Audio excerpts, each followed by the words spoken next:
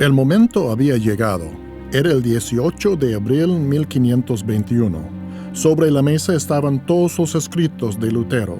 Señalándolos, Juan Eck, el representante del Papa, le preguntó a Lutero, ¿rechaza o no todo lo que ha escrito en estos libros y los errores que ellos contienen? Lutero sabía lo que estaba en juego. Si se negaba a retractar, le podía pasar lo mismo que a John Hus unos 100 años antes, luego de desafiar a la Iglesia en el Concilio de Constanza. Había sido quemado en la hoguera.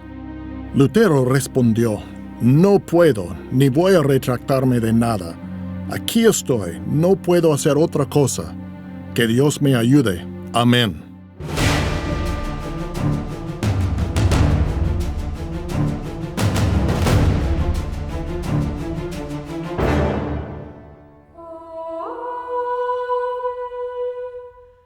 Si uno les pregunta a los cristianos de qué se trató la Reforma, la mayoría dirá de las indulgencias.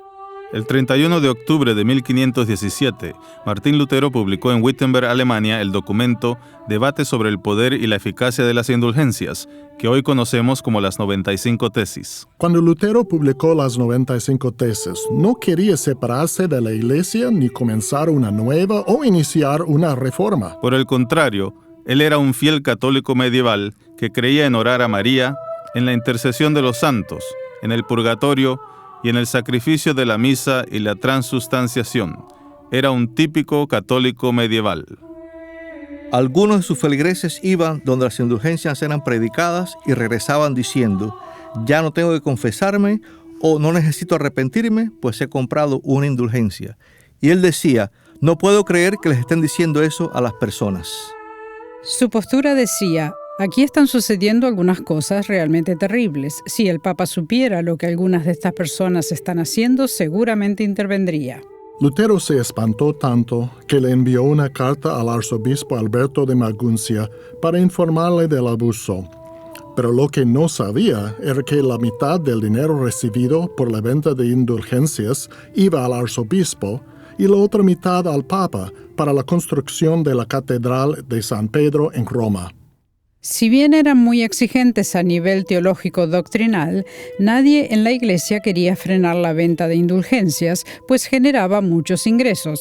Entonces Lutero empieza su delicado trabajo y estudio y se da cuenta que la venta de indulgencias es un problema. Pero cuanto más pensaba, más se daba cuenta que las indulgencias eran tan solo una parte de un problema mucho mayor que afectaba a la totalidad de la estructura de la Iglesia Católica medieval. Podríamos decir que eran apenas la punta del témpano de hielo que Lutero fue descubriendo al pensar en lo que realmente estaba pasando con la venta de indulgencias. Era como un témpano de hielo, pues el 90% de los problemas de la Iglesia estaban bajo la superficie. No eran solo las indulgencias. La brújula tiene 360 grados. Si uno se desvía un grado en una distancia corta, no hace mucha diferencia. Pero si sigue desviándose al cabo de 1000 millas o 1600 kilómetros, termina a 17 millas o 27 kilómetros fuera de curso. Eso le había sucedido a la Iglesia, que se había apartado un poco de las Escrituras en el transcurso de 1000 o 1500 años. Sus enseñanzas se habían desviado mucho de la verdad bíblica, y eso fue lo que Martín Lutero descubrió. La idea que uno podía orar a los santos y ellos intervendrían por uno, la creencia que el Papa es el único obispo ante quien todos deben someterse, la idea de las indulgencias y del purgatorio, todas estas ideas y enseñanzas que ya formaban parte de la Iglesia eran agregados, cambios y aberraciones sin fundamento bíblico. Así que Lutero se da cuenta que uno de los grandes temas que en realidad enfrenta es el tema de la autoridad. ¿Quién tiene autoridad para hablar sobre la doctrina de la Iglesia y sobre lo que es la enseñanza verdadera? Y la conclusión de Lutero fue que debería ser Cristo quien hable. La palabra de Cristo, las Escrituras, los apóstoles y sus enseñanzas. Y eso lo apartó de la forma en que la Iglesia lo había enfocado durante años. En la forma en que la Iglesia lo había estado enfocando, había un depósito de fe, un depósito de doctrina acarreado a través de los años en dos formas. Una era la Escritura y los documentos basados en ella, como los credos, y otra era la tradición no escrita, tradición que había sido pasada de una generación a otra a través de la sucesión apostólica. Y esas tradiciones a veces tenían más fuerza que las palabras de las Escrituras.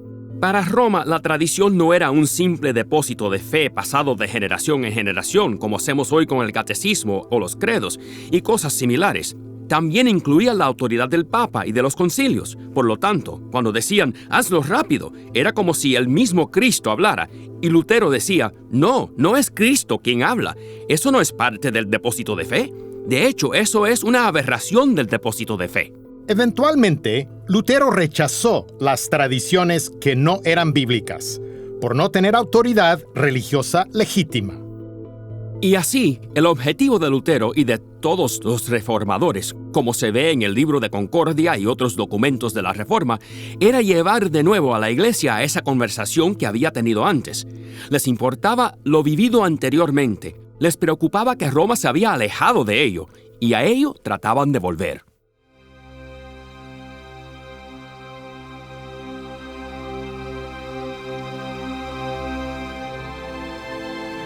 Según el libro de los Hechos, la iglesia cristiana comenzó en forma explosiva. Lucas narra el milagro de Pentecostés, donde hubo 3,000 convertidos y poco después 5,000 más. De hecho, la historia secular de Roma comprueba que esto realmente ocurrió. En su ascensión, Jesús dijo a sus discípulos y seguidores que fueran por el mundo y que bautizaran e hicieran discípulos de todas las naciones. Y así fue como, a través de los esfuerzos misioneros de San Pablo, la iglesia se expandió por el Mediterráneo, Asia Menor, Grecia y finalmente cuando viaja a Roma, Italia. Los primeros gentiles convertidos al cristianismo hablaban griego, por lo que la lengua inicial de la iglesia fue el griego. Esto explica por qué los libros del Nuevo Testamento están escritos en griego. Y así se fueron organizando centros misionales. Había 4. Jerusalén, donde todo comenzó, Antioquía, donde por primera vez a los discípulos de Jesús se los llamó cristianos, Alejandría, Egipto, y Roma en el oeste. En el año 70 hubo una revuelta masiva de judíos en Jerusalén contra el dominio romano, pero ninguna revuelta contra Roma terminaba bien. Sin embargo, esta revuelta produjo un cambio completo, ya que liberó al cristianismo de sus raíces judías. Ahora su centro ya no era más Jerusalén, sino Roma, que también era el centro del Imperio Romano, y es allí donde la Iglesia se desarrolla. La Iglesia siempre ha reconocido la importancia de sus obispos y líderes. En algunas ciudades había obispados importantes, pero Roma no tenía ninguna primacía en particular. Ni en el Concilio de Nicea en el año 325 hubo una clara apreciación por el obispo de Roma. Había obispos de todo el imperio que se habían reunido para discutir estos asuntos teológicos. Sin embargo, poco tiempo después, Constantino mudó la capital a Constantinopla y el imperio se dividió políticamente en el este y el oeste. Y todas las iglesias mayores del cristianismo estaban en el lado este del imperio. Roma fue la única ciudad mayor que quedó. Así es que, siendo el centro político y económico del imperio del oeste, fue muy natural que se convirtiera también en el centro eclesiástico y reclamara una autoridad que no existía 200 o 300 años antes.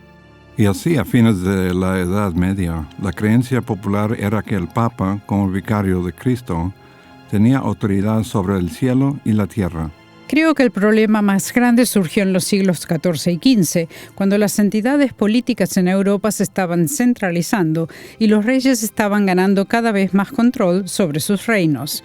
Por ejemplo, nos alejamos de los impuestos feudales, en que los reyes dependían de que los guerreros feudales se armaran como ejército cada vez que eran llamados a pelear. Así que, a medida que los reyes van ganando más autoridad sobre sus reinos, los papas del Renacimiento piensan, ¡ajá, quiero hacer lo mismo! Y así encontramos a la Iglesia de los siglos XIV y XV adoptando las prácticas seculares de los reyes y señores de Europa. Y esto, obviamente, va en detrimento de la autoridad espiritual de los papas y, en realidad, los distrae de lo que se supone que los papas deben hacer. El concepto de Pedro como cabeza de la iglesia es una idea bíblica. Al menos de ahí vino. La iglesia basaba esta enseñanza en Mateo 16, donde Jesús pregunta a sus discípulos, ¿y ustedes quién dice que soy? Simón Pedro respondió, tú eres el Cristo, el Hijo del Dios viviente. Y Jesús le respondió, bienaventurado eres, Simón, hijo de Jonás, porque no te lo reveló ningún mortal, sino mi Padre que está en los cielos. Y yo te digo que tú eres Pedro, y sobre esta roca edificaré mi iglesia, y las puertas del Hades no podrán vencerla. A ti te daré las llaves del reino de los cielos. Todo lo que ates en la tierra será atado en los cielos, y todo lo que desates en la tierra será desatado en los cielos. Según la tradición, Pedro murió en Roma, y antes de morir le pasó al obispo de Roma las llaves que había recibido de Cristo. Roma pasa a ser entonces el centro de la Iglesia romana, y con el tiempo el obispo de Roma sería llamado Papa. Para la Iglesia Católica, la autoridad legítima descansaba en el Papa, quien era el sucesor apostólico de Jesús. Apostólico significaba que cada Papa era sucedido por el siguiente, retrospectivamente, hasta llegar a Pedro y al mismo Cristo.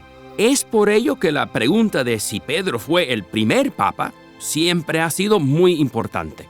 Pero no hay evidencia de que Pedro alguna vez haya servido como obispo de Roma. Por ejemplo, la carta de Pablo a los romanos en los años 50 no menciona para nada a Pedro. Sabemos que fue martirizado en Roma en los años 60, probablemente junto con Pablo, y que allí está enterrado. Por ello es que fue fácil para los obispos posteriores decir que Pedro había sido martirizado y enterrado allí, y que por lo tanto había sido el obispo, reclamando así preeminencia sobre los otros obispos, basándose en pasajes bíblicos como Mateo 16, donde Jesús dice, tú eres Petros, en masculino, pero luego dice, sobre esta roca, Petra, en femenino, construiré mi iglesia. No dice, sobre Pedro, Petros, construiré mi iglesia, sino sobre esta roca, Petra, construiré mi iglesia. Y esa es la confesión que Pedro hizo 2 versículos antes. Tú eres el Cristo, el Hijo del Dios viviente.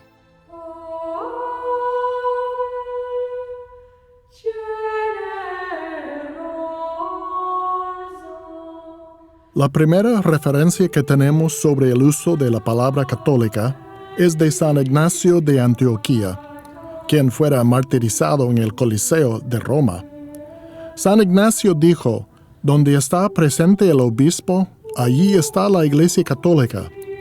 Al decir católica, por supuesto, se refiere a la Iglesia completa. El término sacerdote se utilizó en el siglo III cuando las iglesias occidentales empezaron a usar el latín en lugar del griego. La palabra griega para anciano fue traída al latín como presbítero. En realidad, esta debería llevar la connotación de lo que hoy conocemos como un pastor. Pero los escritores de esa época, como Cipriano, también se refirieron a los ancianos con la palabra en latín equivalente a sacerdote, o la persona que ofrece sacrificios. Roma veía al sacerdote como el único conducto de la gracia de Dios, así como lo era el sumo sacerdote del Antiguo Testamento y quien ofrecía el sacrificio en la misa. Ciertas doctrinas, las doctrinas sobre el purgatorio, o la confesión anual, o la transustanciación, se desarrollaron con el tiempo. Ellas fueron el resultado de no permitir que la Biblia fuera la fuente máxima de doctrina y enseñanza. Estas prácticas no bíblicas entraron en la Iglesia de 2 formas. Una fue impuesta por el Papa o por un miembro de alto rango de la Iglesia, pero muchas prácticas también entraron en la vida diaria de la Iglesia a través de las personas. El énfasis en los santos, las estatuas, las peregrinaciones, la veneración a María, muchas de estas cosas se desarrollaron con el tiempo, ya que no había quien controlara. Tanto era así que a veces un concilio contradecía algo que un concilio previo ya había establecido. Así que, al llegar a finales de la Edad Media, la teología católica ya estaba bastante confusa. La base para una de las primeras doctrinas de la Iglesia Católica vino de uno de los libros de la apócrifa. Ahora, la palabra apócrifa significa oculto, y se refiere a 14 libros ubicados entre Malaquías y el Nuevo Testamento, donde hay casi 400 años de intervalo. Los libros del Antiguo Testamento fueron originalmente escritos en hebreo, pero durante el gobierno de Alejandro el Grande se hizo necesario traducir las escrituras al griego. La traducción resultante fue conocida como la Septuaginta. Pero los eruditos incluyeron otros 14 libros. Esos libros se conocieron como los textos apócrifos, pero como nunca fueron incluidos en la Biblia hebrea, los judíos no los reconocieron como inspirados por Dios. Contenían importante información histórica, pero fueron considerados menos acreditados que otros libros de la Biblia. Al estar incluidos en la Septuaginta, posteriormente fueron incluidos también en la Vulgata, la traducción al latín hecha por Jerónimo. La apócrifa formaba parte de la Vulgata que Jerónimo había traducido a comienzos del siglo V, luego que esos libros fueran canonizados. Pero en un prefacio, él indicó que los libros del Antiguo Testamento eran autoritativos en una forma que los libros de la apócrifa no lo eran. Sin embargo, la Iglesia medieval empezó a usar todos estos libros en la Vulgata, como si tuvieran la misma autoridad. El libro de Segunda de Macabeos presenta al imperio seleucida, que invadía y demandaba que los judíos adoraran los dioses griegos. Luego de una de las batallas dice: si él no hubiera creído en la resurrección de los soldados muertos, hubiera sido necesario e inútil orar por ellos. Pero como tenía en cuenta que a los que morían piadosamente los aguardaban una gran recompensa, su intención era santa y piadosa. Por esto hizo ofrecer ese sacrificio por los muertos, para que Dios les perdonara su pecado. Segunda de Macabeos, capítulo 12, versículos 44 y 45. Estos versos aún son leídos en muchos funerales católicos actuales. Esos versículos de Macabeos, que son reconocidos por judíos y protestantes como escritos históricos no inspirados, fueron usados por la Iglesia medieval e incluso por la Iglesia católica romana actual, para justificar la doctrina de las oraciones por los muertos y del purgatorio.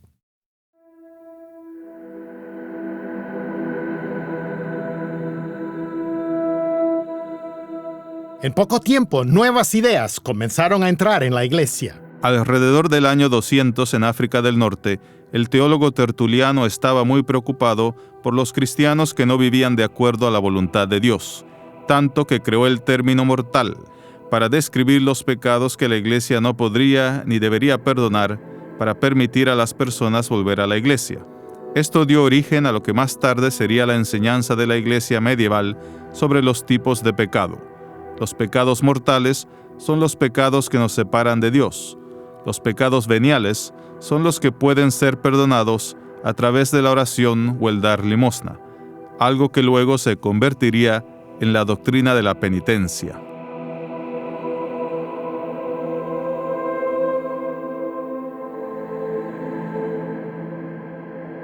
Cerca del año 240, Orígenes de Alejandría dijo que las almas de los elegidos van al cielo, a menos que necesitan pasar por un período de purificación o purgación, o sea, un tiempo torturador en el cual pagar los pecados que no fueron pagados en esta vida. La enseñanza sobre el purgatorio tiene sus orígenes a comienzos de la Edad Media o en los primeros siglos de la Iglesia. Pero la doctrina del purgatorio no fue oficialmente promulgada como doctrina de la Iglesia Católica hasta el siglo XIII. Con frecuencia, esas enseñanzas estaban en la imaginación popular hasta que recibían estatus oficial. Y fue uno de los concilios de León que dijo: sí, esta es una enseñanza de la Iglesia y el purgatorio es una de las realidades de la vida cristiana. Y así pasó a ser oficial. Es típico de muchas de las enseñanzas con las que Lutero luchaba, que fueran declaradas oficiales luego de haber sido practicadas durante bastante tiempo.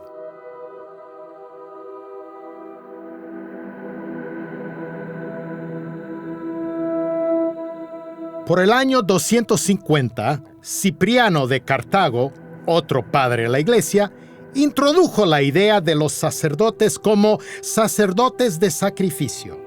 Muchas personas en el mundo antiguo, tanto judíos como gentiles, sabían que los sacerdotes sacrificaban animales, como carneros, toros o cabras. Cipriano llevó esto al campo cristiano y así surgió la idea que cada pastor cristiano era un sacerdote que ofrecía un sacrificio. Y el sacrificio que ofrecía era el cuerpo y la sangre de Cristo en la cena del Señor. No se trata de que la sangre de Cristo salpique por todos lados, sino de volver a ofrecer el sacrificio de Cristo por los pecados de los vivos y los muertos. En otras palabras, este pensamiento desarrolló la idea que el sacrificio de Jesucristo en la cruz, su obra de expiación, no era suficiente. Por lo tanto, era necesario que de alguna manera el sacerdote continuara sacrificando a Cristo una y otra vez en la cruz.